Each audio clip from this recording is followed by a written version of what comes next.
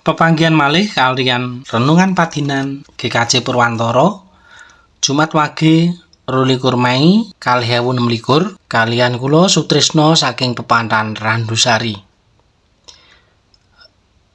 Waosan Rum 8 ayat 19 dumugi 17. Kabeh wong kang katuntun dening Rohing Gusti Allah iku dadi putrane Gusti Allah. Awit kowe padha ora nampani rohing pangawulan kang njalari kowe dadi wedi maneh, nanging kowe wis padha nampani Sang Roh kang njalari kowe dadi putrane Gusti Allah.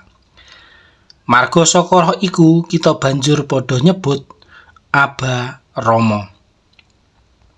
Sang Roh iku anekseni bebarengan karo roh kita yen kita iku para putrane Gusti Allah. Dene menawa kita iki dadi putra, dadi iya ahli waris. Tegese wong kang padha nduweni wewenang nampani prastiane Gusti Allah. Kang bakal nampani iku barengan karo Sang Kristus, yaiku yen pancen kita padha nderek nandhang sangsara, supaya iya ndereka kamulyaake kalawan panjenengane. Mekaten sabda pangandikanipun Gusti, rahayu tiyang ingkang mirengaken, ngatosaken lan nglampahi wonten ing sauripipun gesang. Amin. Jejer urip kang katuntun dening Roh. Sampun nate mireng tembung mekaten, yen ana wong ngombe racun nanging ora mendem, iku dudu racun. Mekaten ugi kaliyan kita dados pendereke Gusti ingkang kedah dipun lampahi sanes pepinginan daging ingkang waosi wonten ing gesang kita, nanging pepinginan Roh ingkang kedah kita gesangi.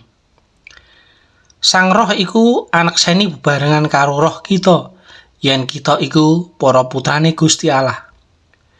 Putrane Gusti Allah inggih putrane Gusti Allah ingkang dados ahli waris lan nampi prastiane Gusti Allah utawi janji. Nanging kados pundi menapa kita sampun gesang dening Roh ingkang wonten ing ngriku kedah nandhang sangsara amargi boten nuruti pepinginane daging. Kados ing ngajeng wau, yen ana wong ngombe racun nanging ora mendem, iku dudu racun. Menawi ngraosaken kita tiyang gesang dening Roh, nanging boten wonten ewa-ewahan ingkang cundhuk kaliyan kersane Allah, nggih kedah dipun teliti preksa malih menapa saestu gesang kita nyuwun supados Sang Roh menika ingkang nguwaosi lan nuntun gesang kita, napa malah taksih pepinginan daging ingkang paring kuwaos tumrap gesang kita. Mekaten renungan wonten ing dinten menika lan sumangga kita ndedonga. Gusti, mugi saestu gesang kula lan ugi kawula urip kang katuntun dening Roh, saestu gesang wonten ing pagesangan kawula. Lan taksih kathah wonten ing gesang kawula menika gesangi pepinginanipun daging.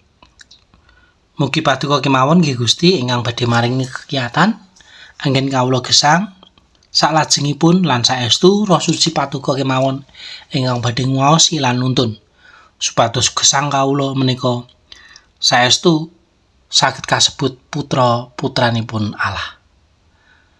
Roh Suci paduka kemawon ingkang badhe nuntun lan maringi kekiyatan wonten ing Sang Kristus kawula sampun ndedonga nyuwun berkah. Amin.